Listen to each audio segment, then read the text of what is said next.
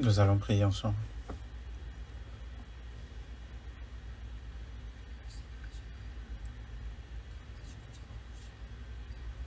Dieu notre Père, qui est miséricordieux et qui est plein de grâce, nous qui étions éloignés de toi et nous qui vivions dans le péché, nous étions devenus ennemis de Dieu en vivant dans le péché. Mais par ton grand amour, le Seigneur Jésus a reçu à notre place le châtiment et le jugement à notre place, et sans rien en retour de notre part, tu nous as sauvés, tu nous as établis en tant qu'enfants de Dieu, et tu nous as permis de rentrer dans le royaume des cieux éternel en ayant cette espérance éternelle, et nous te remercions pour toutes ces grâces. À cause du Covid, nous faisons face à beaucoup de restrictions pour l'évangélisation, mais pas à travers cette retraite d'été, nous avons pu annoncer ton évangile.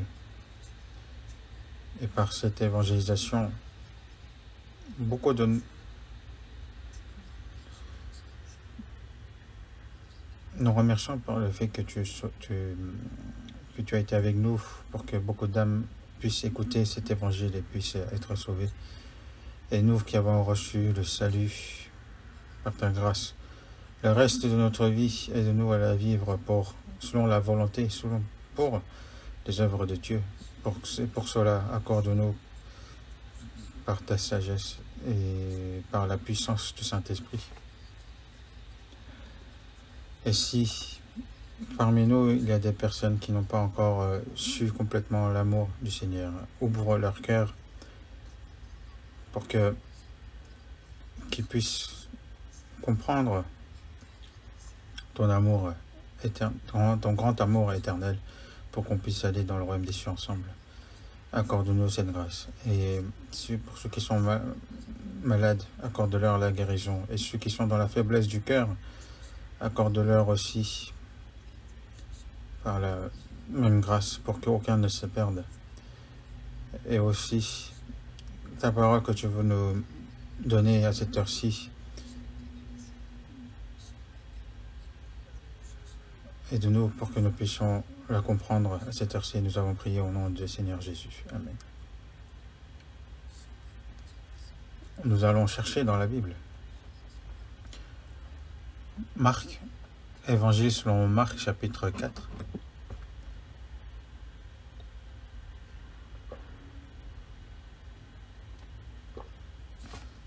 Marc, chapitre 4. Versets 26 à 29.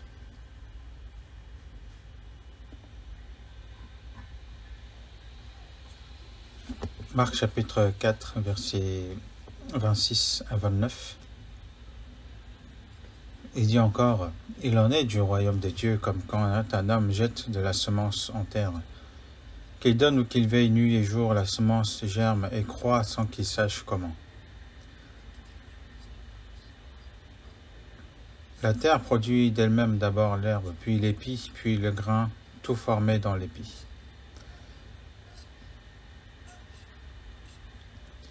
Et dès que le fruit est mûr, on y met la faucille, car la moisson est là. »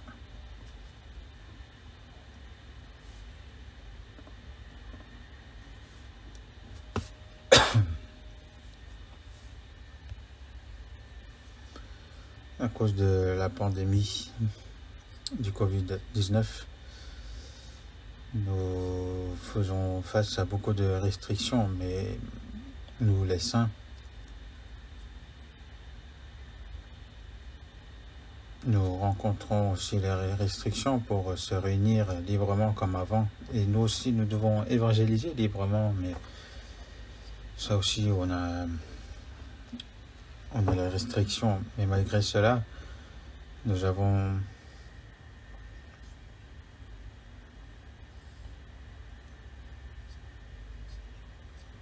après la retraite d'été, que ce soit en Corée ou dans les autres pays, dans 78 pays différents,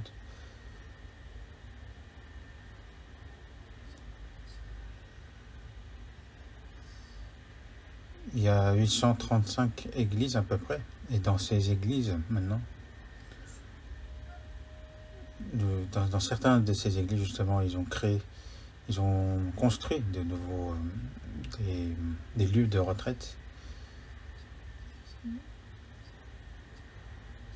et qu'ils évangélisent aussi très activement. Et en Corée, nous avons construit dans la ville de Gwangju un grand établissement justement pour la retraite. Et on se réunissait 7 fois en été parce que à chaque session, il y a à peu près 10 000 personnes qui se réunissent et qu'on mange et qu'on dort là-bas et qu'on prêche l'évangile. Et à travers cela, il y a beaucoup de personnes qui sont sauvées. Mais à cause de la pandémie du Covid, ça fait plus de 2 ans qu'on n'a pas pu l'utiliser, cet endroit. Du coup, c'est vraiment dommage. Mais grâce à Internet en ligne, donc nous pouvons quand même pas évangéliser. Donc c'est quelque chose qu'on remercie à Dieu. Parce que c'est en ligne, c'est en direct. Le serment était diffusé dans le monde entier, non seulement en Corée, et a été prêché, l'évangile a été prêché, et beaucoup ont écouté cet évangile. Et je remercie vraiment à Dieu pour cela, et je pense que tout cela a été fait, a été mis en place pour qu'on puisse prêcher l'évangile malgré la situation. Et ce que j'ai entendu, ceux qui écoutaient ici,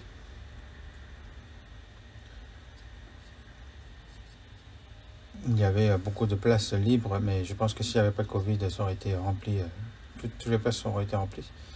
Même si c'était assez vide.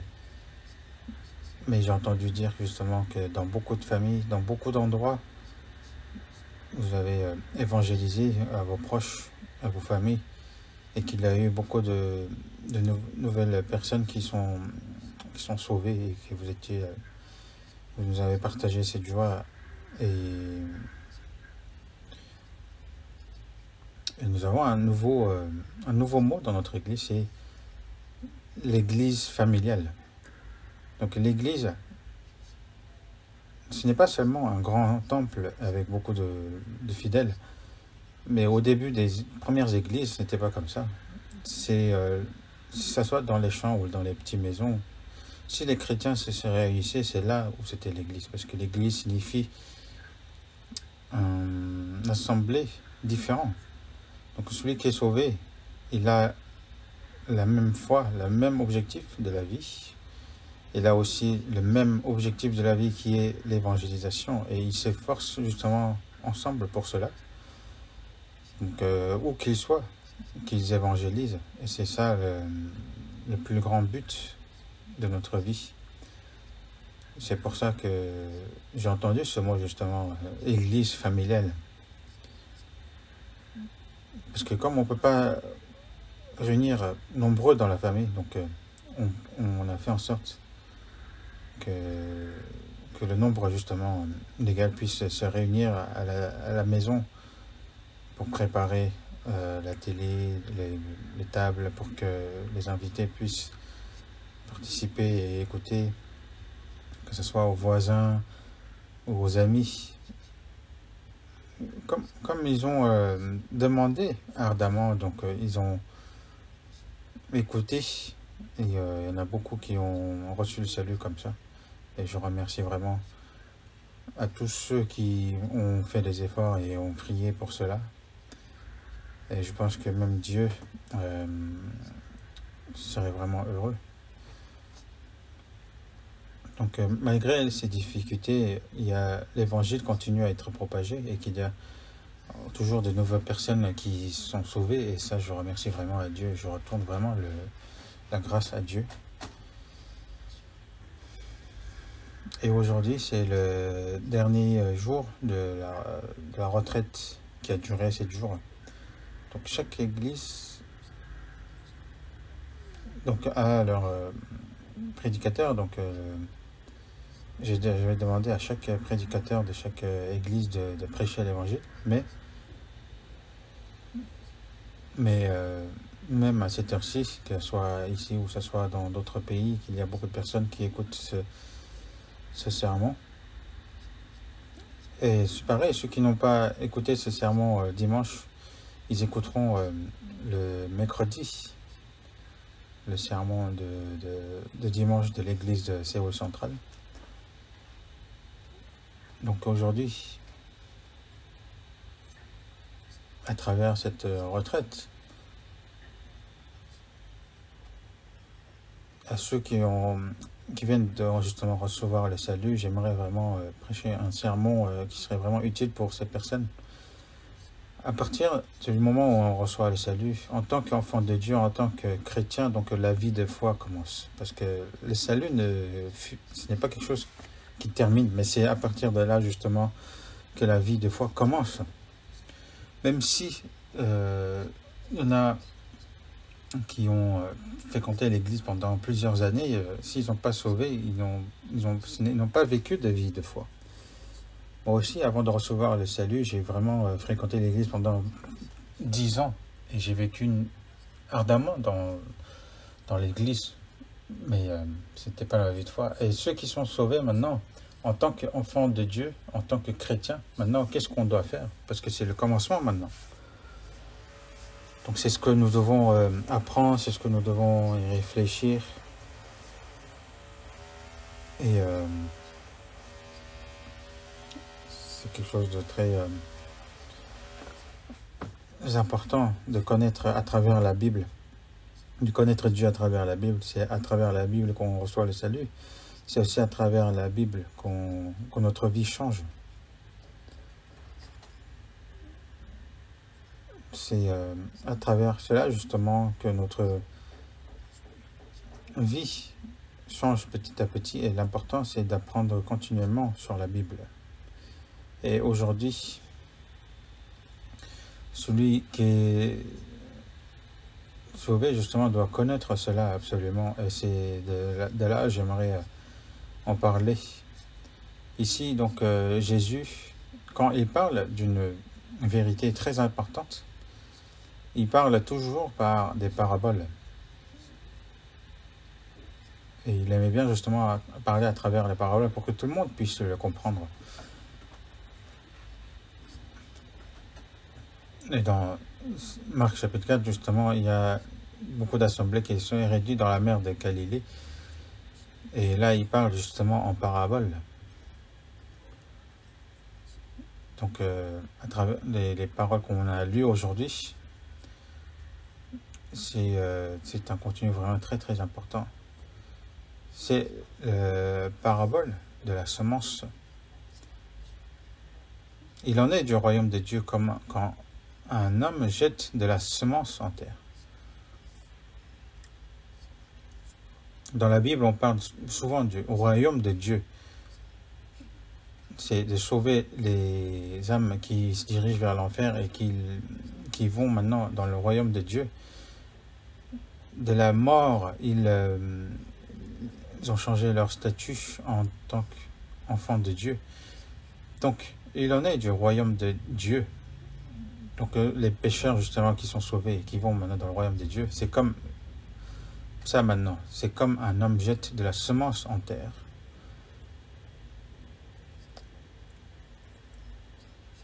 Et dans Marc chapitre 4, verset 14, il est écrit que le semeur sème la parole. La semence, c'est la parole. Et la semence, c'est la parole. Parce que la semence, il y a la vie. Nous apprenons la Bible.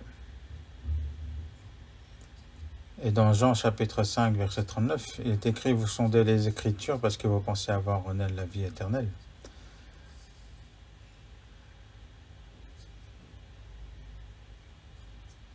La raison la plus importante pour apprendre la parole, c'est de connaître Jésus-Christ et d'obtenir la vie éternelle.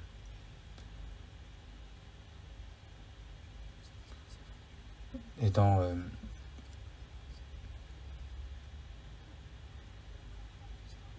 dans un vers, il est décrit que l'homme est sauvé pas à travers la parole qui est vivante et qui est toujours là. Et si on continue à apprendre la parole, dans la parole, il y a la vie de Dieu. Dans Jean chapitre 5, verset 25, il est écrit « L'heure vient, et elle est déjà venue, où les morts entendront la voix du Fils de Dieu, et ceux qui l'auront entendu vivront. » Ceux qui ne sont pas sauvés, c'est leur esprit qui est mort. Mais c'est justement par la parole qui est leur vie. Comme il est écrit dans Éphésiens, vous étiez morts par vos offenses et par vos péchés. Et donc, c'est l'esprit qui vivifie. La chair ne sert de rien. Les paroles que je vous ai dites sont esprit et vie. Et c'est par le Saint-Esprit, justement, que l'esprit revit. Et c'est à travers la parole. Il dit justement que la semence, c'est la parole.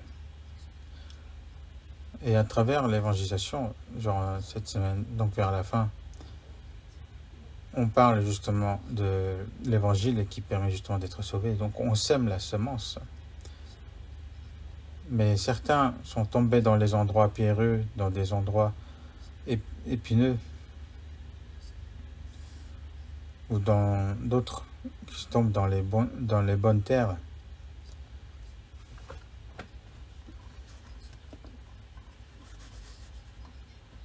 Celui qui a reçu la semence dans la bonne terre, c'est celui qui entend la parole et la comprend.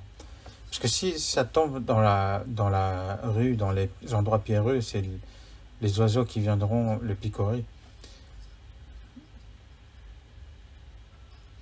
Donc cela ressemble justement comme le diable qui vient, justement, qui picore justement la semence qui est la parole dans cette personne pour que cette personne ne reçoive pas le salut.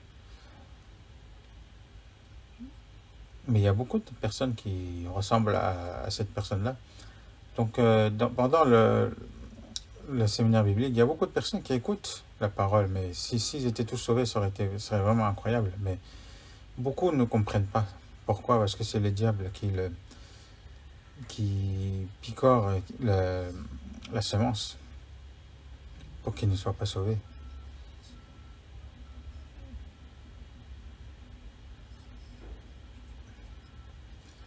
Donc celui qui a reçu la semence dans les endroits pierreux, comme le sol est peu profond justement, ils ne peuvent pas enraciner.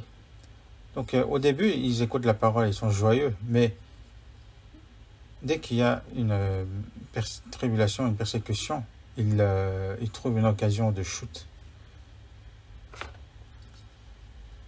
Et aussi une autre partie qui tombe dans les épines. En fait, la semence est tombée, mais il commence à grandir, mais c'est des épines qui montent et qui l'étouffent. C'est mieux que les deux précédentes, mais ils ont l'air justement de recevoir le salut, ils viennent à l'église, ils vivent leur vie de foi, mais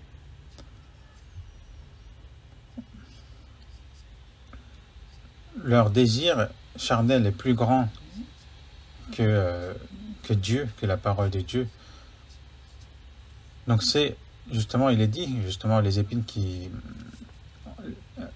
les soucis du siècle et la séduction des richesses étouffent cette parole et la rendent infructueuse. Donc au final, ils ont été semés, mais ils ne reçoivent plus. La parole, ils étouffent. Donc celui qui a reçu la semence dans la bonne terre, c'est celui qui entend la parole et la comprend. Il faut l'écouter, il faut le comprendre, la parole. Dans Colossiens chapitre 1, il est écrit « Et il va grandissant comme c'est aussi le cas parmi vous, depuis le jour où vous avez entendu et connu la grâce de Dieu conformément à la vérité. » Dans l'évangile, il y a la grâce de Dieu qui nous permet justement d'être sauvés. Et c'est pour ça qu'il est écrit aussi dans Romains chapitre 1, verset 16, cet évangile, donc c'est une puissance de Dieu pour le salut de quiconque croit. Celui qui croit et qui comprend justement la parole de Dieu, il reçoit le salut, la vie éternelle.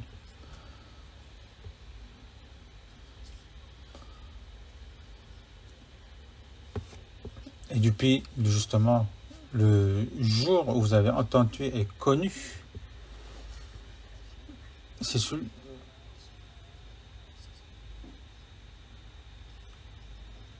Ce n'est pas parce qu'on est intelligent, qu'on est au-dessus des autres, qu'on comprend justement cette parole. C'est si on écoute avec un cœur ardent et qu'on a vraiment envie de recevoir le salut, Dieu nous ouvre ce cœur et fait recevoir le salut.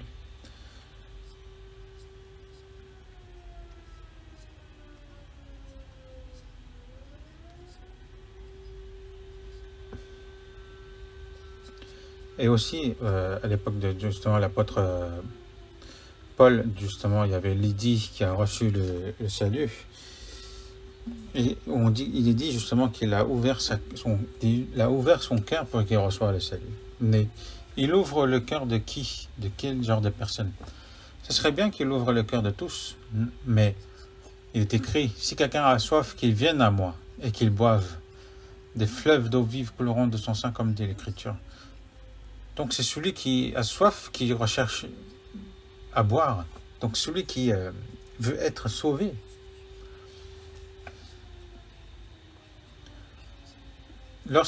Jésus a été crucifié, il y avait justement des voleurs qui étaient aussi crucifiés à côté.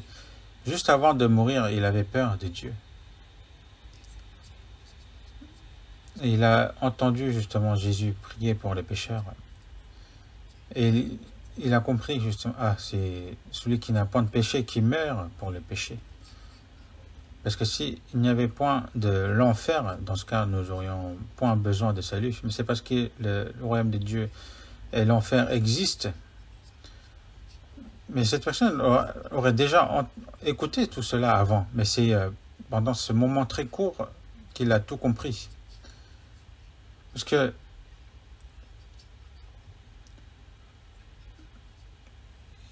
avant, justement, il n'apportait pas attention, mais comme là, c'est comme une personne qui se noie.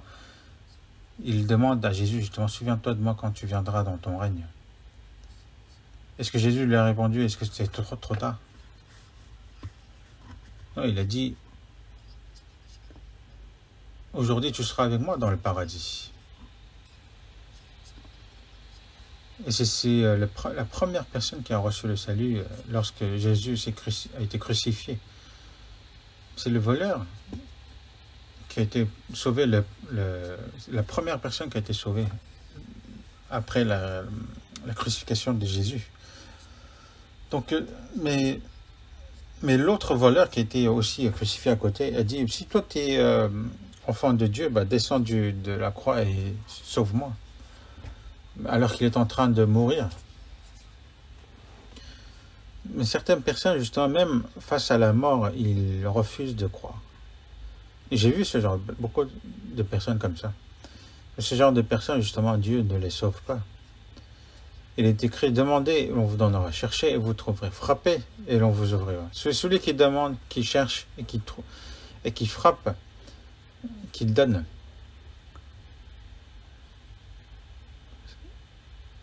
Et Dieu ne sauve pas les personnes qui s'en fichent. Ce n'est pas la question de est-ce qu'on a beaucoup de péchés ou petits péchés, parce que le prix les salaires du péché, c'est la mort. Dieu cherche justement le cœur ardent, justement, qui a envie d'être sauvé. Parce que Jésus est venu sauver les pécheurs. Donc le cœur de vouloir être sauvé qui est important. Mais les gens de ce monde, ils ne pensent qu'à bien manger, bien vivre sur cette terre. Ils ne réfléchissent pas sur leur avenir après la mort. Ils disent, on est déjà occupé à vivre, on ne va pas penser à la mort. Et même si vous êtes occupé, il y aura une heure où vous mourrez. Donc c'est celui qui recherche ardemment depuis son cœur Dieu. C'est Dieu qui lui fait comprendre son grand amour et sa grande grâce. Donc celui qui a reçu la semence dans la bonne terre, c'est celui qui entend la parole et la comprend. Donc il le croit. Il n'a point de doute maintenant. il jette de la semence en terre. Donc il a écouté l'évangile, les semences a été jetées.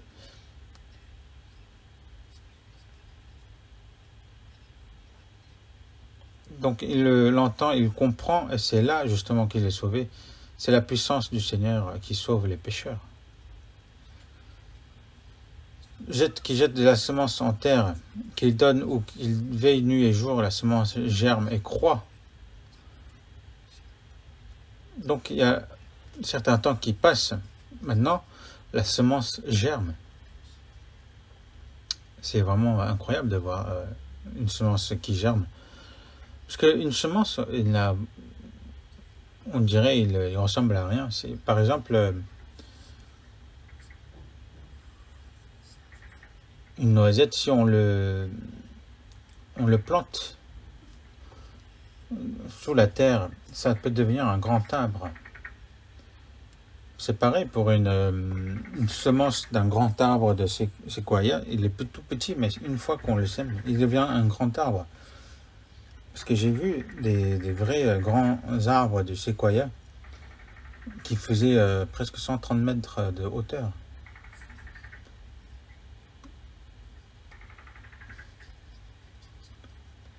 Et on disait que ces arbres dataient de 1200-1300 ans. Le diamètre faisait 13 mètres. Le tour de l'arbre faisait 30 mètres. Et j'ai vu dans ce champ de séquoia, ils ont vraiment beaucoup d'arbres comme ça. Et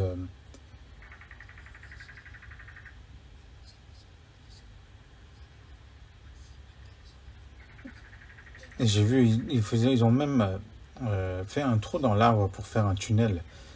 Mais c'est dans la semence, c'est à partir d'une semence où a germé cet arbre.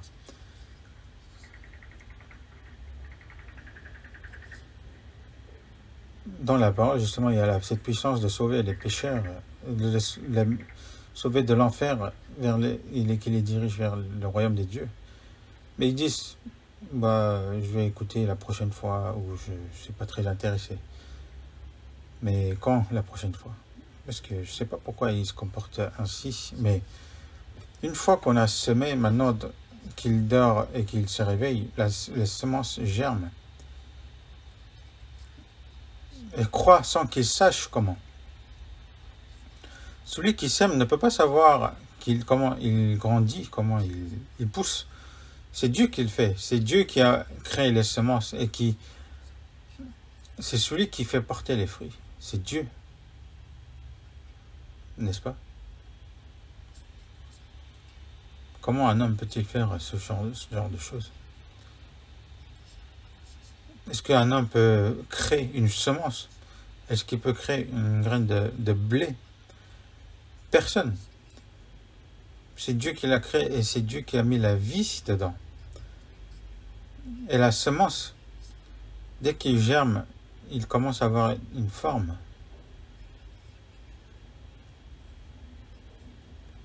Il y a des arbres qui germent ou des fleurs qui poussent.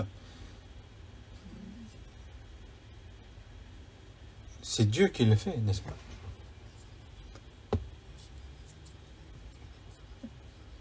Donc, l'homme, la semence germe et croît, mais l'homme ne sait pas comment.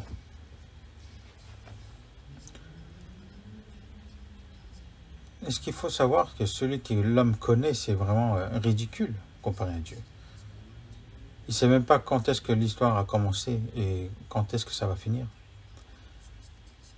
Il ne sait même pas comment le bébé se forme dans le ventre de sa mère, comment il grandit. Est-ce qu'il sait tout cela? Même si c'est les parents qui l'ont enfanté, est-ce que c'est eux qui l'ont créé? Comment ils pourront créer? Par quelle capacité? Imaginons donc les chiens justement a enfanté un petit chiot Mais comment il a enfanté cela?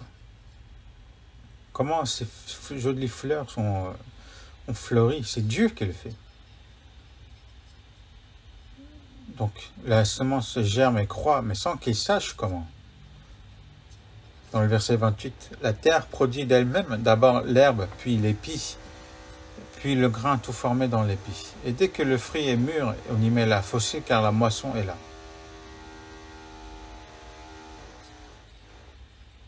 Il y a les 3 étapes. Premièrement, l'herbe.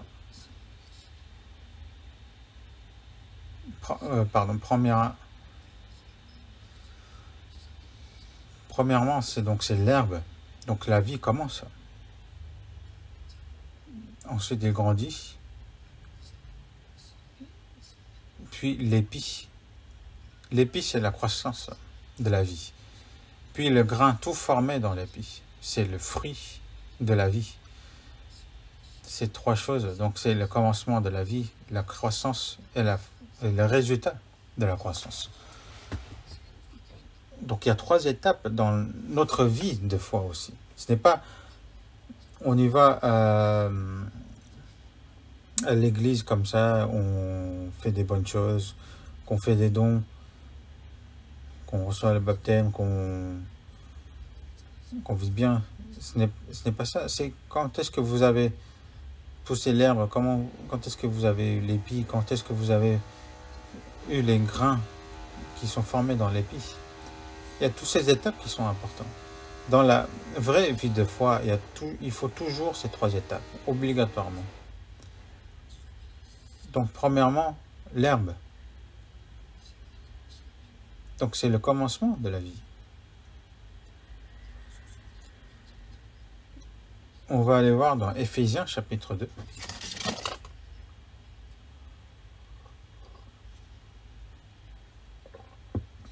Éphésiens chapitre 2.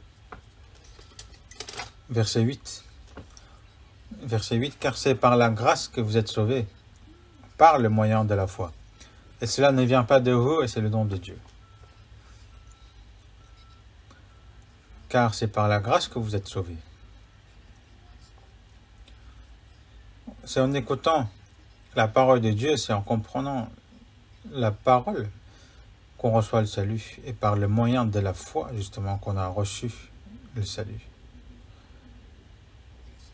Cela ne vient pas de vous, c'est le don de Dieu. Et le don, c'est celui qui donne qui paie le prix. Même si c'est un don, c'est un cadeau qui est cher, c'est celui qui l'offre qui paie le prix. Et celui qui le reçoit, il le reçoit en remerciant. Et dans Romains chapitre 8, verset 33, il n'a point épargné son propre fils, mais qu'il a livré pour nous tous. Il n'a point épargné son propre fils, mais qu'il a livré pour nous tous comme une rançon.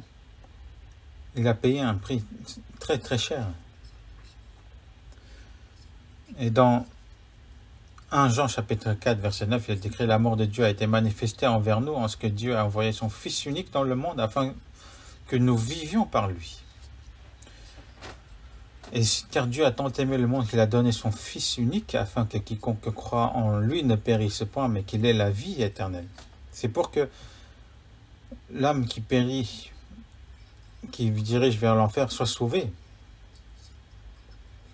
C'est lorsqu'on a entendu cela et lorsqu'on a compris, c'est là où on reçoit qu'on reçoit le don de Dieu. Est-ce que vous mettez longtemps pour recevoir un cadeau? Non, il faut juste le recevoir et dire merci. Est-ce que celui qui vous a offert, il va le reprendre? Non. Dans Jean chapitre 10, verset 28, il est écrit « Je leur donne la vie éternelle, et ils ne périront jamais, et personne ne les ravira de ma main. »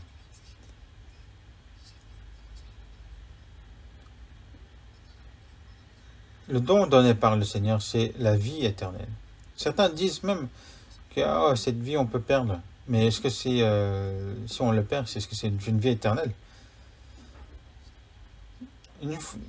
On le reçoit une fois et c'est la vie éternelle. Et ils ne périront jamais. Et personne ne les ravira de ma main. Même les diables. c'est entre les mains du Seigneur. Et on est sécurisé encore par les mains de Dieu.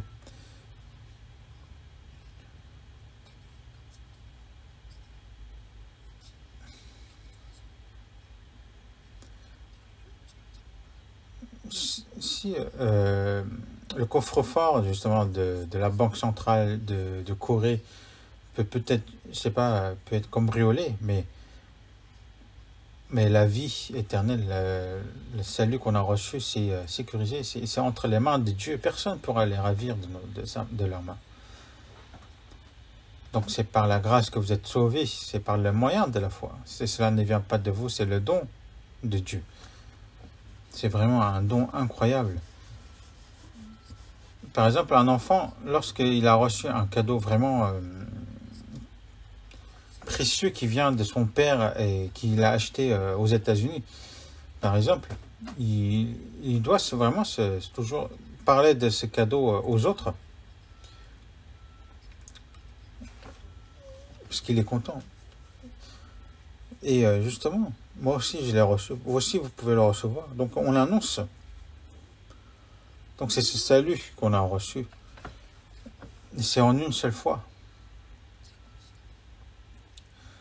Et en peu de temps. Et c'est une fois dans la vie. Celui qui est sauvé, donc ça sera dans le passé. Mais moi, il y a de 58 ans avant. En fait, j'ai calculé l'année prochaine, en octobre, ça me fait 60 ans. Belle journée, quand Jésus a lavé mes péchés. Certains ont reçu le salut il y a 10 ans, d'autres il y a 5 ans, d'autres avant-hier ou hier. Celui qui a déjà reçu le salut, c'est dans le passé. Donc il a déjà reçu. Et c'est en une fois. Et par en écoutant la parole et en le croyant justement. Sans rien en retour de notre part. Maintenant, nous sommes enfants de Dieu, non par notre mérite, mais par l'amour du Salvateur qui est venu à notre soulagement. Et c'est pour ça qu'il est écrit dans 1 Pierre, chapitre 1, versets 8 et 9. Lui que vous aimez sans l'avoir vu, en qui vous croyez sans le voir encore, vous réjouissant d'une joie ineffable et glorieuse, parce que vous obtiendrez le salut de vos âmes pour prix de votre foi. Une fois qu'on comprend cela, on a vraiment une joie ineffable.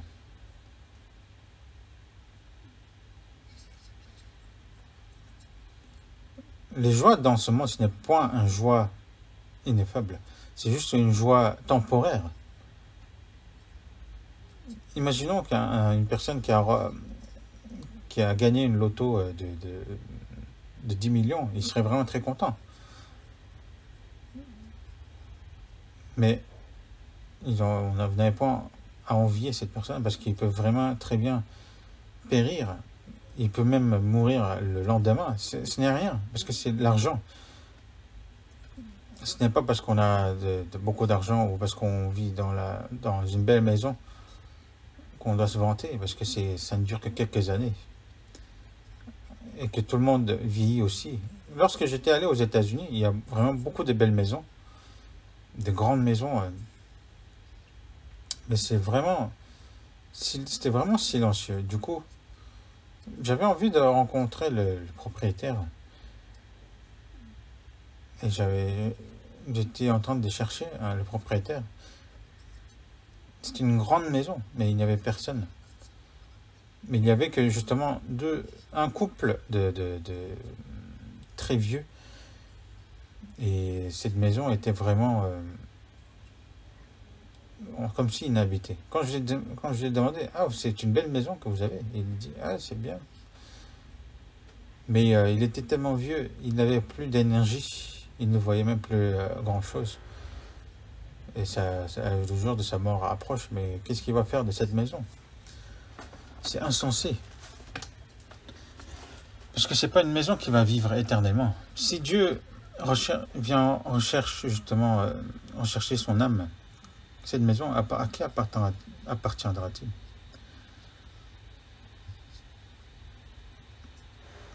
J'ai vu justement récemment le mort du, du, du président de Samsung, justement. Il a dit, si je meurs, c'est quelqu'un d'autre qui vivra dans ma maison. Si je meurs, mes voitures, c'est quelqu'un d'autre qui les conduira. Oui, ce n'est pas, ça ne lui appartient pas.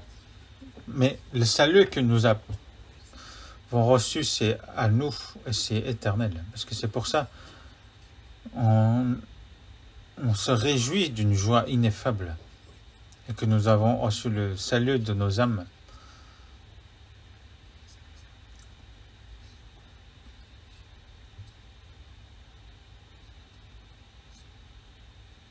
Et on n'en vit plus les riches maintenant. Même si on voit les grandes maisons des grandes personnes qui sont riches, ça ne fait rien. C'est pour ça qu'il est écrit dans la Bible, à vous maintenant riches, pleurez et gémissez à cause des malheurs qui viendront sur vous.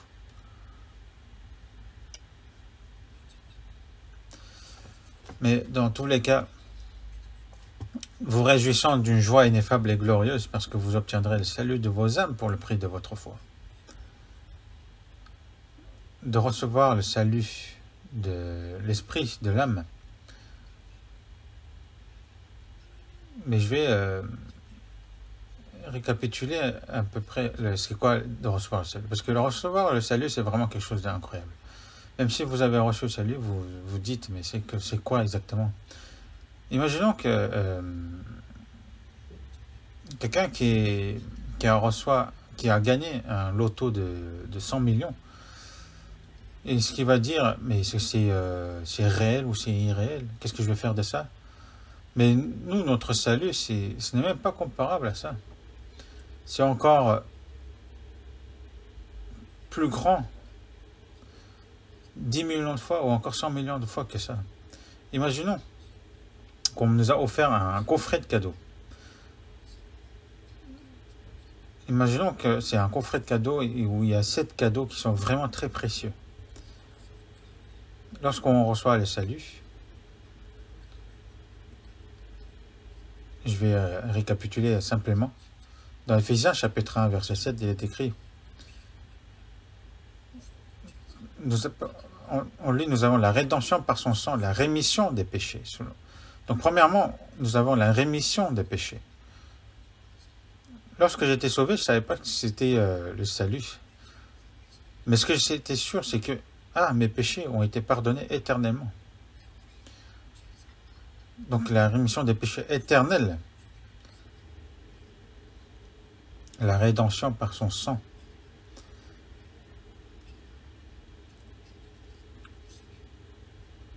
Donc, la rémission, justement, c'est aux temps anciens, justement, on achetait les esclaves par l'argent et on leur achète, et ça, la rémission.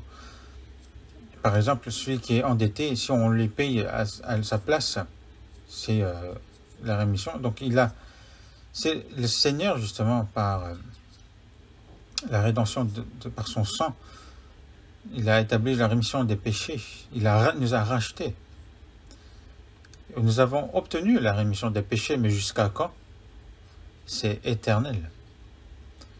Il ne nous a point laissé une seule poêle de péché. Donc la rémission des péchés. Et aussi dans Romains chapitre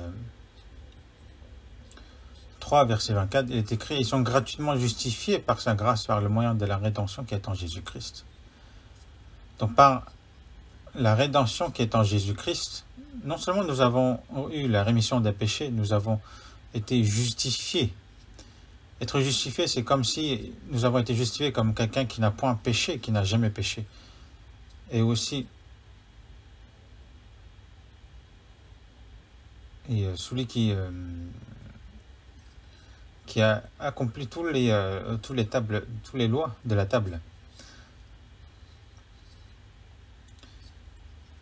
Imaginons, il y a une personne qui est condamnée à mort, mais par la grâce du président, justement, il a-t-elle condamné à mort tu es libre par la grâce du président. Et en même temps, il aura 5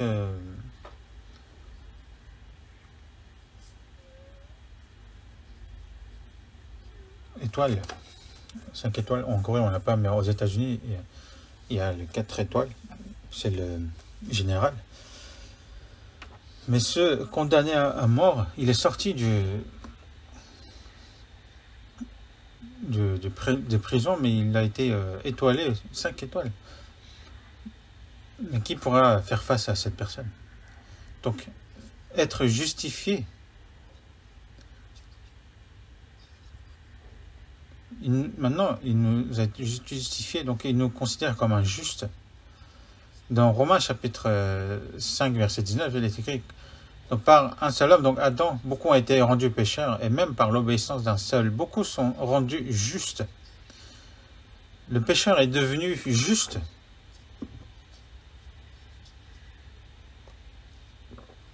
Un pécheur va en enfer, mais le juste va dans le royaume de Dieu. C'est son statut qui a été changé. C'est son statut maintenant, il est juste. Et aussi dans Jean chapitre 5, verset 24, celui qui écoute ma parole et qui croit à celui qui m'a envoyé à la vie éternelle ne vient point en jugement, mais il est passé de la mort à la vie. Il a la vie éternelle. Il a reçu la vie éternelle. Nous avons reçu maintenant une vie où elle ne meurt point. Le salut, c'est de recevoir la vie éternelle. Recevoir la vie éternelle. Et ensuite, nous avons été régénérés. Mais comment un homme pourrait-il être régénéré? Même à mon époque, quand je dis j'étais sauvé, quand j'étais régénéré, ils disent mais c'est orgueilleux de dire ça. Il faut mourir pour savoir. Lorsqu'on dit j'ai été régénéré, ils disent que c'est l'orgueil. Mais est-ce que c'est de l'orgueil? Parce que moi je suis pécheur, mais le Seigneur m'a sauvé, maintenant j'ai été régénéré. C'est parce qu'ils ne connaissent pas le salut s'ils disent cela. Mais lorsque j'ai dit que j'ai été régénéré, ils sont vraiment surpris. Ils disent, mais s'il n'y a que Dieu qui peut connaître cela, comment tu peux connaître? Mais dans 1 Pierre chapitre 1, verset 3, il est écrit, selon sa miséricorde, grande miséricorde, nous a régénérés pour une espérance vivante par la résurrection de Jésus-Christ d'entre les morts. Et dans Jean chapitre 3, verset 5, si un homme ne naît d'eau et d'esprit, ne peut entrer dans le royaume de Dieu. Par la mort de Jésus sur la croix et par sa résurrection, lorsqu'on est baptisé, on rentre dans l'eau, ensuite on ressort de l'eau. Et Jésus a été baptisé aussi dans le Jourdain pour montrer qu'il mourra, ensuite qu'il va ressusciter. Donc par sa mort et par sa résurrection, il nous a donné la rédemption des péchés et la nouvelle vie. C'est par l'eau et l'esprit, justement. Donc c'est par la parole. Parce que c'est la parole qui nous fait comprendre cela. Dans Jacques chapitre 1, verset 18, il est écrit, il nous a engendrés selon sa volonté, par la parole des vérités. Il nous a engendrés. Donc c'est d'être régénéré. Nous sommes nés sur cette terre charnellement, mais ensuite nous sommes nés aussi spirituellement au jour du salut. Donc nous avons été régénérés. Donc nous sommes devenus enfants de Dieu. Maintenant nous sommes sauvés, maintenant nous sommes enfants de Dieu. Dans Jean chapitre 1, donc à tous ceux qui l'ont reçu, ceux qui croient en son nom, il a donné le pouvoir de devenir enfants de Dieu. Lesquels sont nés.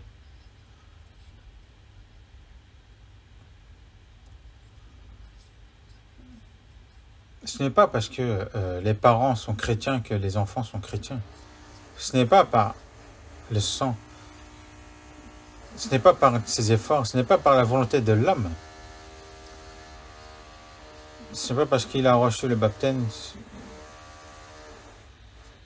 ce n'est pas par la manière de l'homme, c'est ceux qui sont de Dieu, qui sont nés de Dieu. Donc, s'ils sont nés de tels parents, ils sont enfants de tels parents. Et lorsque nous avons reçu le salut, nous sommes nés de Dieu. Donc maintenant, nous sommes les enfants de Dieu. Nous avons maintenant cette puissance en nous. Si on est né du roi, on est prince, on sera glorifié comme le roi. Le Dieu, le créateur des cieux et de la terre, justement, il est notre Père.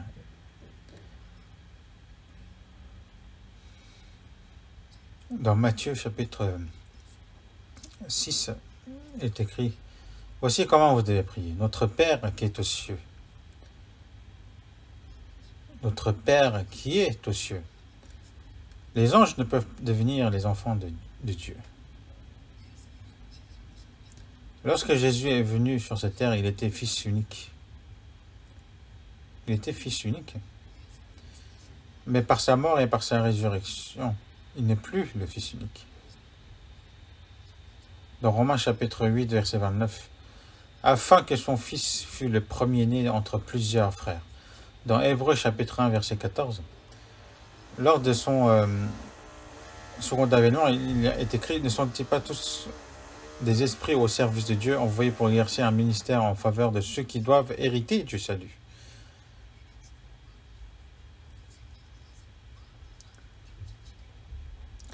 Il a donné son fils unique et il a fait naître plusieurs fils. Donc quand il est mort, quand il a été enseveli, aux femmes qui sont allées le voir dans la tombe, me dit, « Mon père, qui est votre père ?» Il a dit cela et il n'a point maintenant honte d'être appelé notre frère.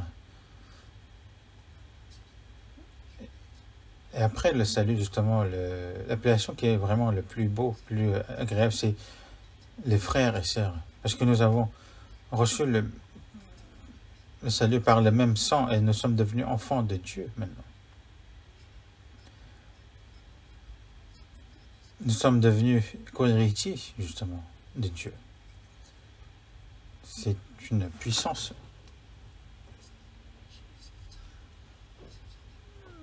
Et dans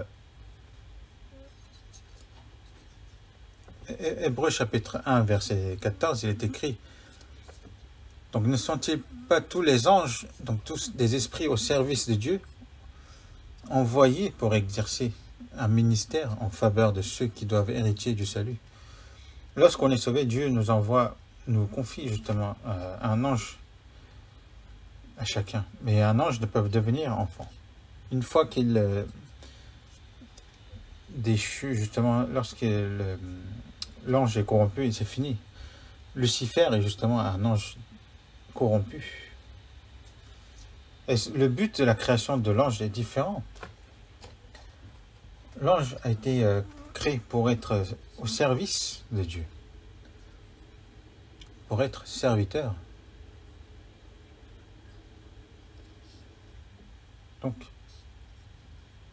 mais nous sommes enfants de Dieu, nous sommes la mariée du Seigneur et le statut même est différent des anges. Et les anges vont nous envier lorsque nous irons dans le royaume des dieux, parce que le statut justement d'être enfant de Dieu, c'est vraiment quelque chose d'incroyable.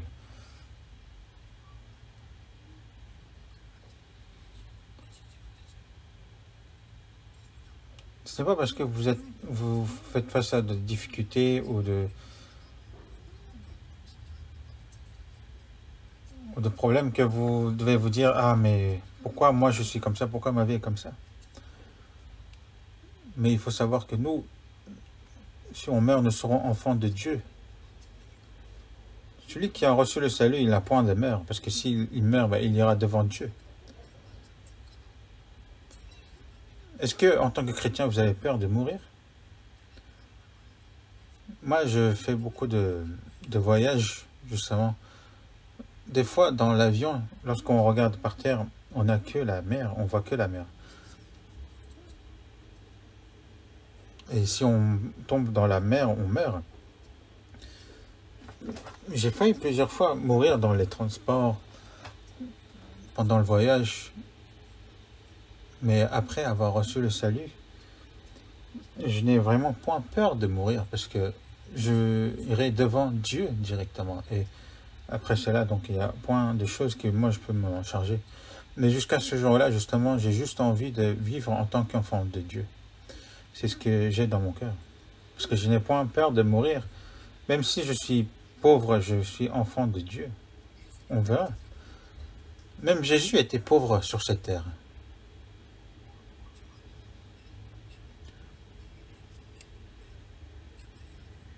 Il est né d'une femme.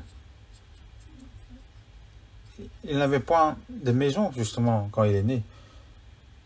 Il est né, il a vécu pendant 30 ans en tant que fils d'un ministre pauvre. Mais il n'y a point d'autres personnes qui étaient aussi pauvres que Jésus. Mais par sa pauvreté, justement, il nous a enrichis.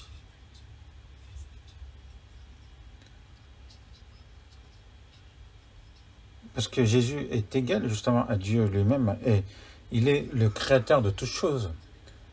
Mais il est descendu jusqu'à tel point, au point d'être le plus pauvre pour mourir jusqu'à la croix, pour ressusciter ensuite. Et il est assis maintenant à la droite de Dieu.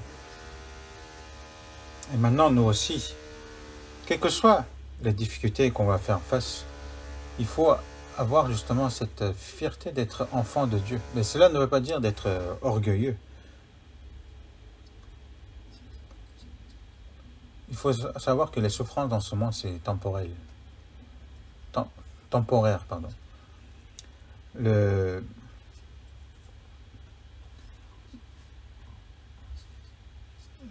choses que les tribulations et les persécutions que nous recevons dans ce monde, ce n'est que temporaire. Donc, il est écrit dans Romains chapitre 8, verset 17, « Or, si nous sommes enfants, nous sommes aussi héritiers de Dieu et co-héritiers de Christ. Si toutefois nous souffrons avec lui afin d'être glorifiés avec lui. » Donc, si nous sommes co-héritiers, donc si nous recevons les souffrances avec lui, le royaume de Dieu sera mon royaume. Dans Jean chapitre 14, verset 2, il y a plusieurs demeures dans la maison de mon Père. Et vous savez quel genre de maison Dieu nous a préparé. Une maison vraiment incroyable qu'il nous a préparée. Et moi aussi, en faisant le voyage dans le monde, j'ai vu pas mal d'endroits vraiment très beaux. Vraiment de beaux endroits. Mais je me suis dit, même ce monde qui est maudit par le péché, il y a encore des endroits qui sont vraiment si beaux que ça. Mais dans le royaume de Dieu, ce sera encore, ce ne sera pas du tout comparable. Il n'y aura point de péché, il n'y aura point de pécheurs, de péchés, de problèmes. Il n'y aura point de mort. Ça ne sera pas du tout comparable comparé à ce monde actuel. Par exemple, une larve ne peut pas comprendre le monde de l'homme. Un homme qui vit dans ce monde ne pourra pas comprendre le royaume des cieux avant qu'il y aille. Si Dieu pouvait nous montrer pendant un court instant à quoi ressemble le royaume de Dieu. Dans la Bible, il décrit l'apôtre Paul aussi était mort pendant un instant et il est revenu à la vie. Il a visité justement, il a vu il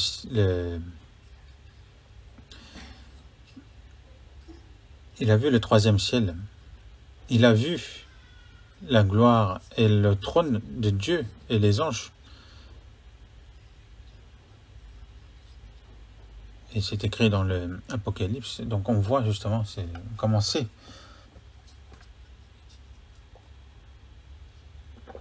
Si Dieu nous demande, à toi tu veux voir un petit peu comment c'est, à quoi ressemble le royaume de Dieu. En ce moment, donc il y a des gens qui voyagent, qui font des voyages spatials. On doit payer une fortune justement pour faire le tour de la Terre. Il y a beaucoup de riches qui ont demandé pour se vanter. Ah, j'ai vu la Terre de loin. Mais ça, c'est rien du tout. Si on pouvait voir un petit peu le royaume des cieux, lorsqu'il va nous demander ensuite, est-ce que tu veux continuer à vivre ici ou est-ce que je t'en renvoie sur la terre? Est-ce que vous allez dire, ah, mais j'ai acheté une nouvelle maison, je vais vivre un petit peu encore. Ah, je me suis fiancé, est-ce que je vais quand même vivre les noces un peu avant? Ou encore, j'ai préparé de nouveaux plats, est-ce que je les mange avant? Est-ce qu'on va sortir ce genre d'excuses à Dieu? Lorsqu'on ira dans le royaume des cieux, lorsqu'on verra la terre, ce sera vraiment affreux. Il y a longtemps, à la ville de Kunsan, donc j'évangélisais tout seul. Je vivais dans une maison. C'était une maison assez en hauteur. Il y avait des marchands. Donc, parce que comme c'était près de la mer, donc il y avait plusieurs marchands de poissons, etc. Mais lorsque je regardais par la fenêtre,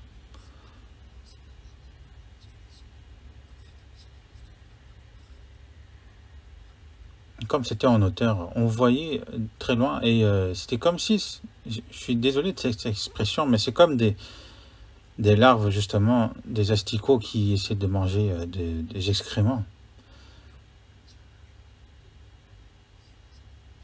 Mais lorsque on ira vraiment dans le royaume des cieux, on n'aura plus envie du tout de retourner sur cette terre. On n'aura plus de regrets. C'est parce qu'on ne sait pas qu'on a peur de la mort. Parce que après la mort, on finit justement le cursus des souffrances. On rentre dans le cursus de la grâce.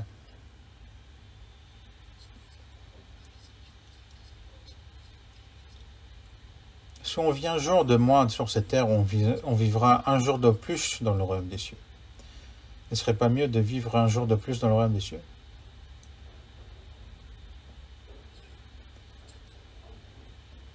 Donc, maintenant, nous sommes co-héritiers du Christ, héritiers de Dieu. Donc, co-héritiers de Christ.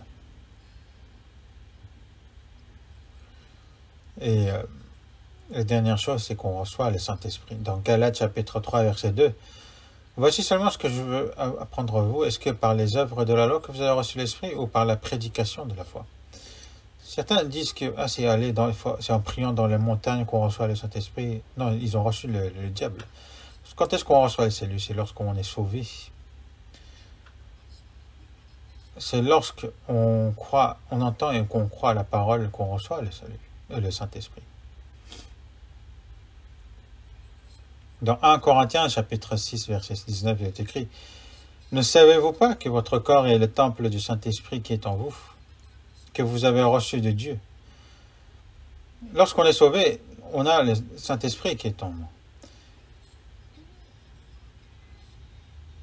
Je suis sauvé du péché et Jésus demeure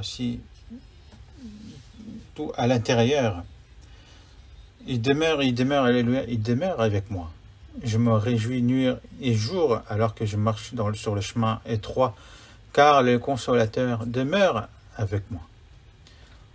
C'est le Seigneur qui est en moi. Que quelqu'un mineur ou autre, qu'est-ce que j'en ai à faire?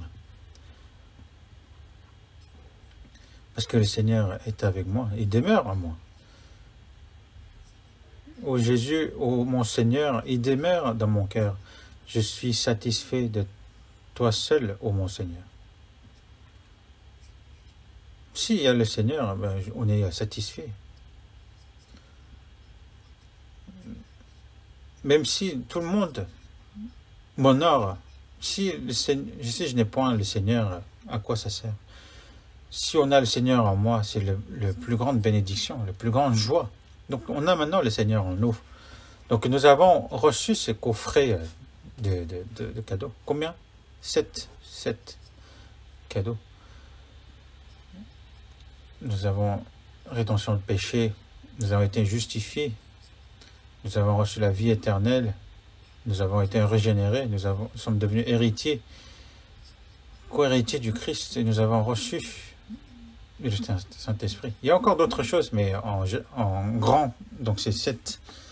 On a reçu en une fois ces 7 cadeaux en coffret. Ce n'est pas, on ne le reçoit pas une par une. Donc nous avons reçu tout cela. Donc maintenant nous allons voir dans Philippiens chapitre 2. Philippiens chapitre 2, verset 12. Philippiens chapitre 2, verset 12. Ainsi, mes bien-aimés, comme vous avez toujours obéi, travaillez à votre salut avec crainte et tremblement, non seulement comme en ma présence, mais bien plus encore maintenant que je suis absent. Donc ici, c'est l'apôtre Paul, lorsqu'il était emprisonné dans la prison romain, donc il a envoyé une épître au sein de l'église philippienne.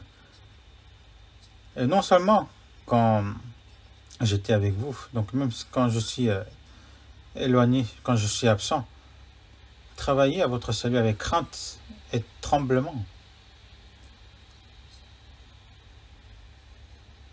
Donc certains disent, ah mais on a reçu le salut, mais il dit ici qu'il faut travailler le salut avec crainte et tremblement.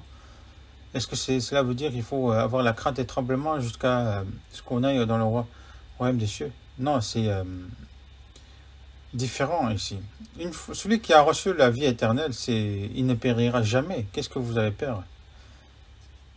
Le salut a été donné par le Seigneur. Ce n'est pas parce que moi je commets des fautes que je vais le perdre. Si on est né enfant de Dieu, même si on fait les bonnes choses, même si on fait les mauvaises choses, on est enfant de Dieu. Si on fait les bonnes choses, on est félicité, sinon on est châtié. Mais ici, lorsqu'on dit « travaillez à votre salut avec crainte et tremblement », ce n'est pas le salut dont on parle, le salut de l'âme. Ici, on parle, ça veut dire justement en tant que chrétien, vivez en tant que chrétien.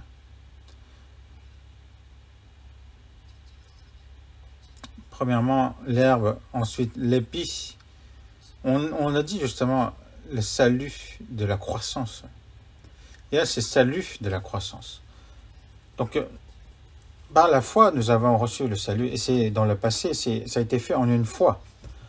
Mais ici, maintenant, travailler votre salut, c'est en continu. C'est quelque chose que nous devons accomplir continuellement. Ça, c'est la croissance dont on parle ici.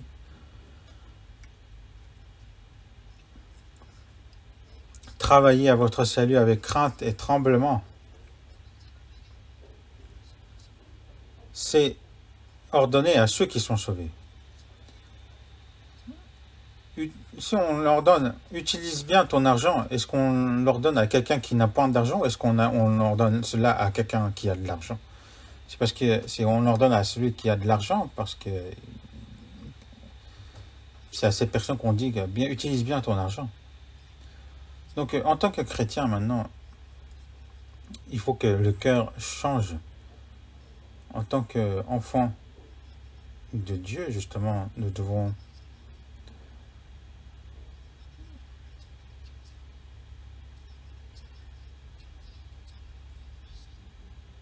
donc celui qui est né, justement, il a l'étape de la croissance aussi. Naître, c'est en un instant, mais la croissance, c'est toute sa vie. La chair, le corps, en fait, notre corps, au bout d'un moment, la croissance s'arrête. Mais il faut que la personnalité grandisse jusqu'à la fin, jusqu'à toute sa vie. Par exemple, il y a des personnes qui sont des adultes de l'extérieur, mais on voit leur cœur, ils sont immatures. C'est celui qui n'a point grandi. Donc celui qui est sauvé maintenant, il est né en tant qu'enfant de Dieu, maintenant il doit grandir. Les nouveau-nés, ils n'ont point d'honte, ils ne savent même pas s'ils sont nus, même s'ils sont avec les chiens, ils font leurs besoins n'importe où, ils mangent avec eux, ils s'en fichent.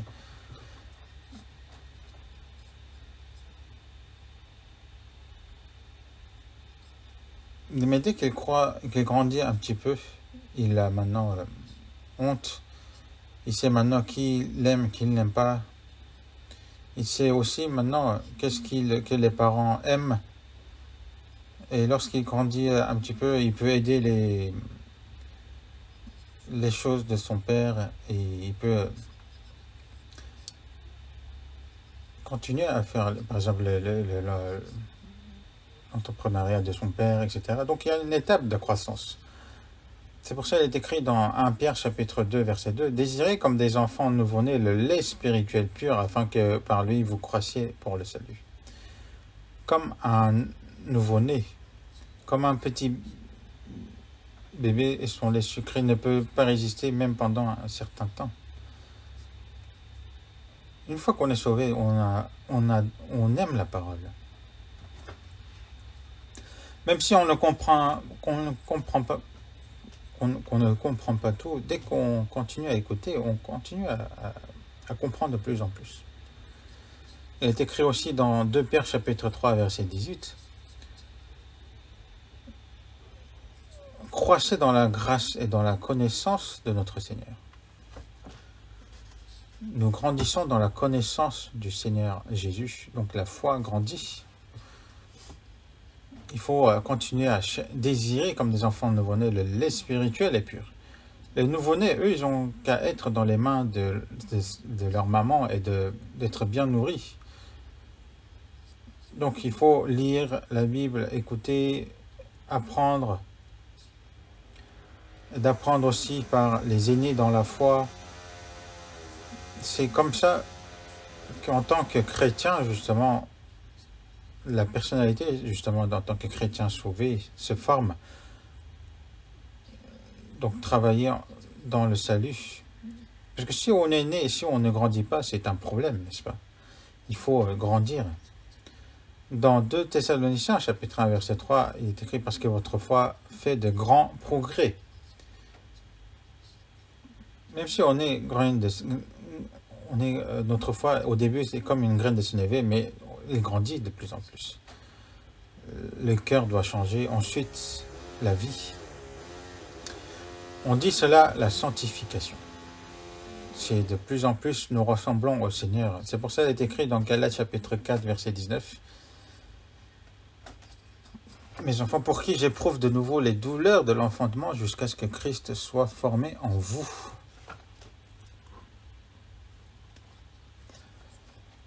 Il a eu les douleurs de l'enfantement, ensuite les douleurs de la croissance. Les mamans, justement, souffrent pour faire naître, pour engendrer l'enfant, mais ensuite ils souffrent toute leur vie, justement, pour élever leurs enfants. Une fois que vous allez élever vos enfants, vous allez comprendre.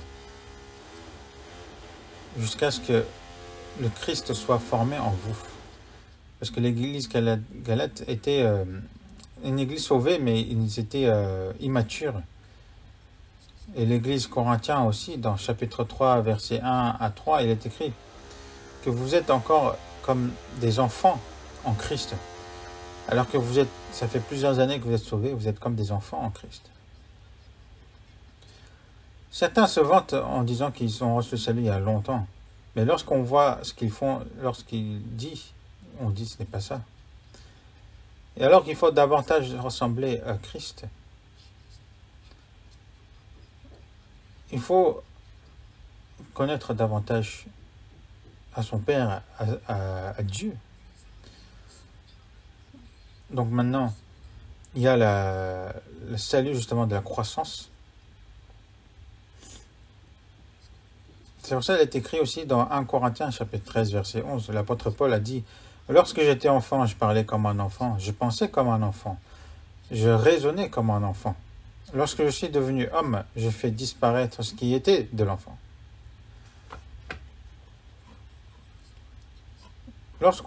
Après notre salut, justement, il y a des moments où nous étions comme des enfants. C'est sa propre pensée, ses colères qui montent, les désirs encore du monde qui sort. On est encore enfant, mais petit à petit, nous ressemblons au Christ. Et une fois qu'on est devenu homme, je fais disparaître ce qui était de l'enfant.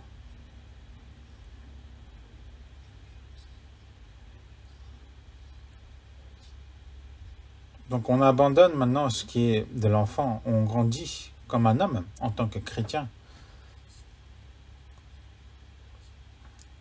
On apprend la parole, on continue à écouter, on apprend d'autres saints, et on se dira au bout d'un moment: ah, mais comment j'ai pu changer jusqu'à présent?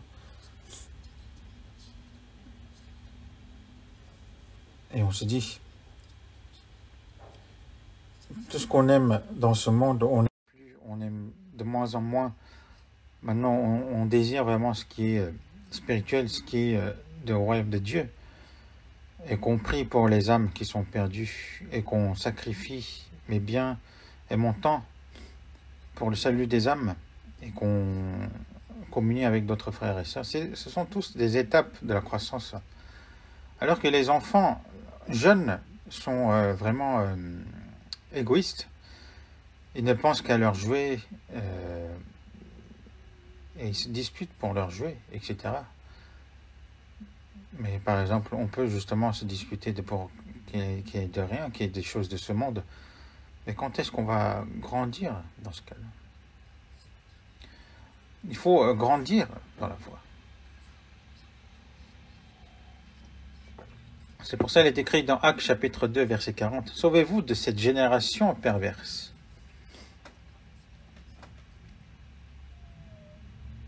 Il faut se sauver de cette génération perverse, se différencier de cette génération. Plus en grandissant, la foi en grandissant, il faut ressembler davantage au Christ. Et aussi dans Corinthiens chapitre 6, verset 17, sortez du milieu d'eux et séparez-vous, dit le Seigneur, ne touchez pas à ce qui est impur. Donc il faut se sortir de là et de se séparer, de ne pas toucher à ce qui est impur, de ne pas toucher, de ne pas le suivre. Et aussi dans 2 Corinthiens chapitre 7 verset 1, purifions-nous de toute souillure de la chair, de l'esprit, en achevant notre sanctification dans la crainte de Dieu. Une personne qui est sauvée, maintenant, il n'a pas peur de rentrer en enfer, mais maintenant, il doit craindre Dieu, parce que Dieu nous aime, mais n'aime pas nos péchés. Si on continue à commettre des fautes, il nous châtiera. Si on commet des fautes, si on commet des péchés, il châtiera ses enfants. Si on continue à commettre des péchés, on peut, par exemple, tomber malade, ou encore, si on a trompé les gens, on sera encore trompé à multiples. Et alors que c'est soi-même qui a commis des fautes, ça peut être ses enfants qui recevront le châtiment. Et s'il continue encore à commettre des péchés, Dieu peut ôter sa vie. Il y a des châtiments, mais il peut être encore châtié devant Dieu encore. Mais ça, on verra par la suite.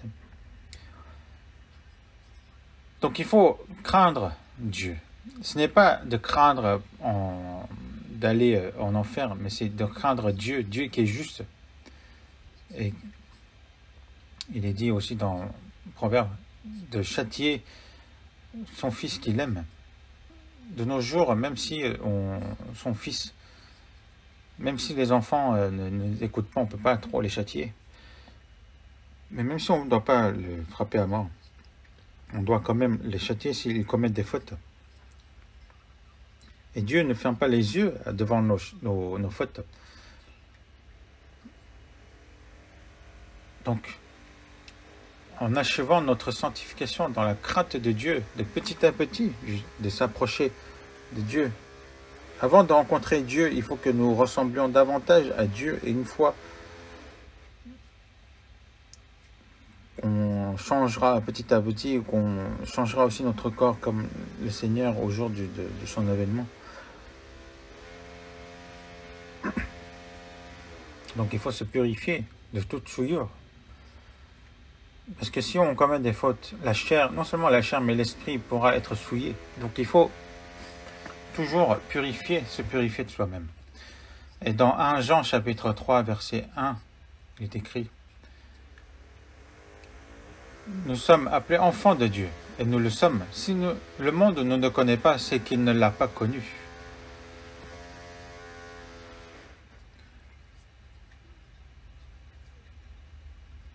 Même si nous sommes enfants de Dieu, nous pouvons être pauvres, nous pouvons être malades. Mais justement, là, ce n'est pas encore montré, alors qu'à l'intérieur, ça s'est fait. Mais, lorsque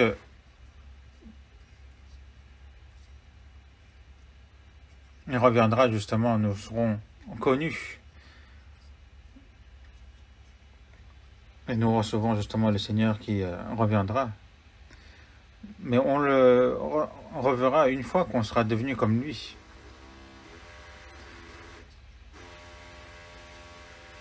C'est de petit à petit, justement, on purifie de petit à petit. On doit ôter de ce qui est souillé. On doit ôter de ce que Dieu n'aime pas. Il faut arriver à la sanctification.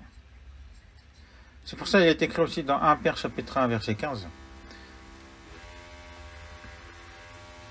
Mais puisque celui qui vous a appelé est saint, vous aussi soyez saints dans toute votre conduite, selon qu'il est écrit.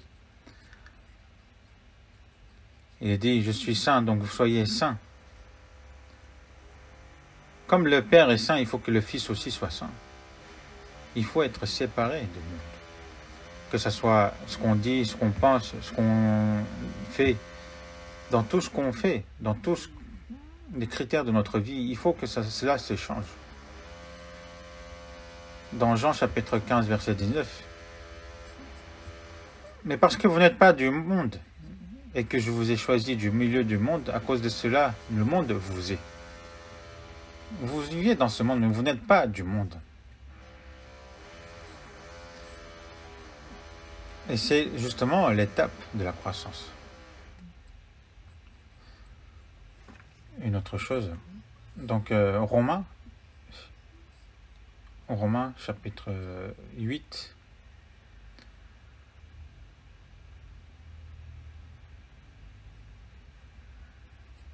Romains chapitre 8,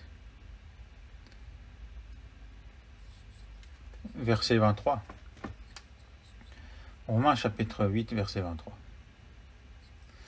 Et ce n'est pas seulement, mais nous aussi, qui avons les prémices de l'Esprit, nous aussi nous soupirons en nous-mêmes en attendant l'adoption, la rédemption de notre corps. Et les prémices de l'Esprit, donc c'est le salut justement.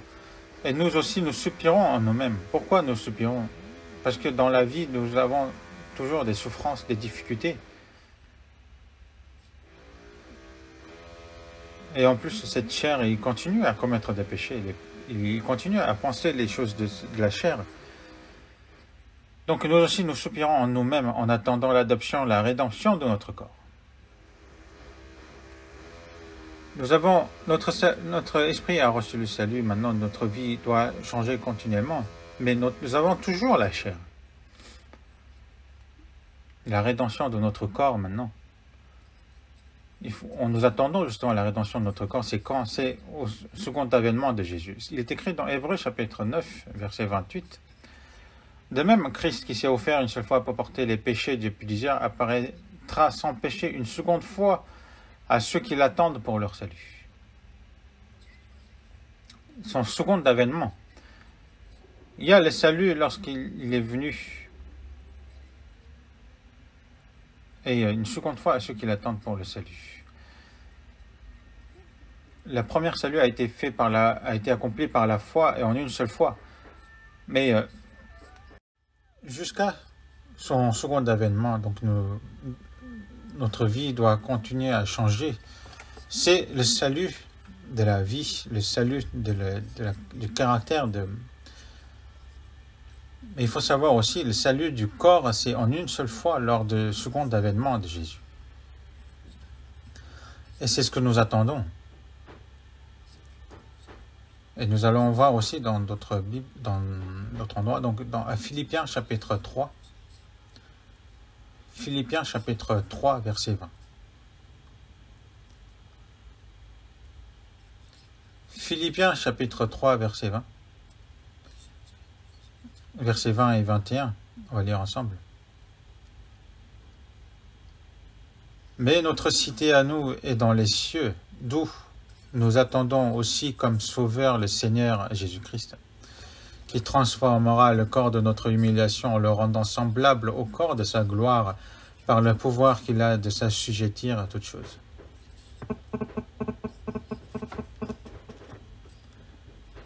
Donc celui qui est sauvé, dès qu'il est sauvé, il est devenu, justement, il a la citoyenneté dans les cieux. Celui qui est né aux États-Unis, par exemple, il a la citoyenneté des États-Unis. Et nous, comme nous sommes nés en Corée, par exemple, nous avons la citoyenneté coréenne. Il y a parmi les Coréens, ils se vantent d'avoir la citoyenneté américaine. Mais nous avons le vrai cité.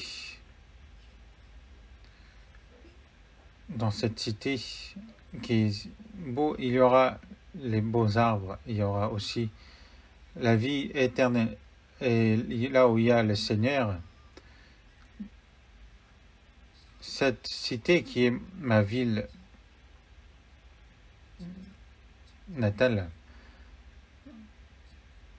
et c'est les anges qui m'appellent de venir, et moi, je n'ai pas envie de rester sur cette terre. Lorsque on pense à cela, on a vraiment envie de retourner dans notre cité, à nous. Avant d'y aller, il faut ranger, petit à petit les choses. On ne s'attache pas sur cette terre, parce que notre cité à nous est dans les cieux. D'où nous attendons aussi comme sauveur le Seigneur Jésus-Christ. Le salut qu'il nous donne lors de son avènement, c'est le salut de notre chair. Il est dit justement ainsi, la résurrection des morts, le corps est semi-corruptible, il est ressuscite, incorruptible,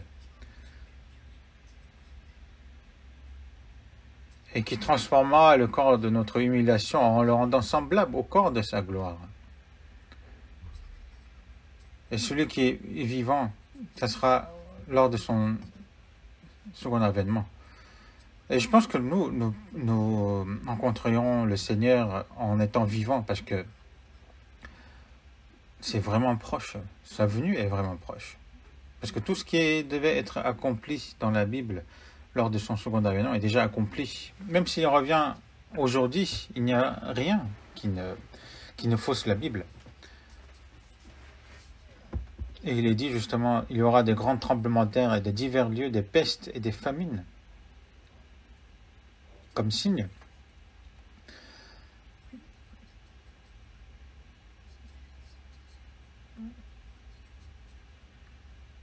Dès qu'il y aura une guerre qui éclatera dans ce monde, ça sera la Troisième Guerre mondiale, et ce ne sera pas qui sortira vainqueur ou non, ça sera la destruction totale.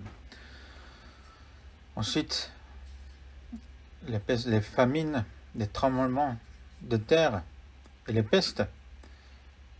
Les pestes mondiales comme ça, aujourd'hui, ça n'a jamais existé dans l'histoire de l'humanité.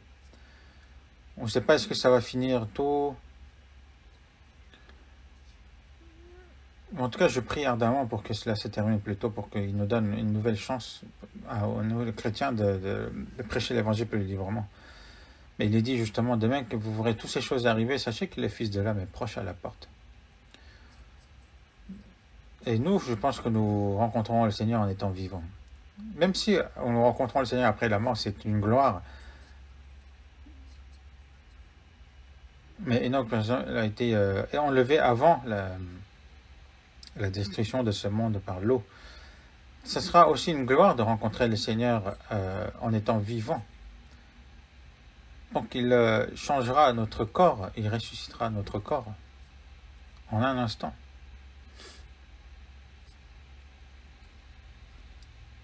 Et il est écrit dans Matthieu chapitre 24, versets 40-41. Alors de deux hommes qui seront dans un champ, l'un sera pris et l'autre laissé. De deux femmes qui moudront la lamelle, l'une sera prise et l'autre laissée. Peut-être ils étaient dans la cuisine en train de faire à manger. L'une sera prise et l'autre sera laissée. Ou deux hommes qui seront dans un champ, l'un sera pris et l'autre laissé. Et deux personnes qui seront dans un même lit, l'une sera prise et l'autre laissée. Que ce soit, ils sont ceux qui sont sauvés, qu'ils soient dans les champs, qu'ils dorment ou qu'ils fassent quoi que ce soit. Leur cœur, il est déjà tourné vers Jésus. Ils sont prêts à le recevoir. Celui qui cuisine, celui qui fait le ménage, ils peuvent recevoir le Seigneur n'importe quand. Il faut être prêt à tout moment. Ça peut être cette nuit en dormant. Si je continue à vivre, si j'ouvre mes yeux le matin, ça veut dire que j'ai toujours des choses à faire pour le Seigneur. Ce sera dans la grande gloire de Dieu qu'on rencontrera justement le Seigneur. Et c'est notre grande espérance. Et donc, ces trois étapes de la vie de foi. Premièrement, l'herbe, ensuite l'épi, puis le grain. Il faut porter les grains. Lorsqu'on sera face à Dieu, il faut qu'on le reçoive dans la grâce. C'est pour ça qu'il est écrit dans Colossiens chapitre 3. Quand Christ votre vie paraîtra, alors vous paraîtrez aussi avec lui dans la gloire. Il faut recevoir le Seigneur dans la gloire. Lorsque nous nous trouverons devant le Seigneur, il faut qu'on n'ait point de honte. Alors paraître aussi dans cette gloire.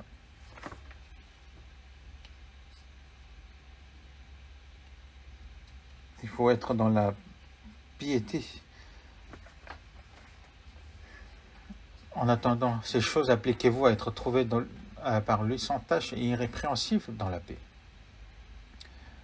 Et après le salut, donc il faut travailler à votre salut avec crainte et tremblement. Donc celui qui est sauvé, donc maintenant il faut qu'il travaille à votre salut avec crainte et tremblement. Ça c'est quelque chose que nous devons le faire nous-mêmes. Donc c'est cette personne qui aura le salut de la chair, et ça c'est quelque chose qui sera fait par Dieu en un instant. Donc il faut continuer à prendre la parole et à vivre en tant qu'enfant de Dieu, et c'est ce que nous devons chercher ardemment. Nous allons prier. Dieu, notre Père, qui est miséricordieux, dans ces temps de fin du monde que tu as décidé, tu nous as accordé à comprendre cet grand amour et à être sauvés. Nous t'en remercions. Et merci de nous avoir accordé de nouveaux âmes à être sauvés. Et maintenant, nous vivons dans ce monde, mais nous ne sommes point de ceux de ce monde.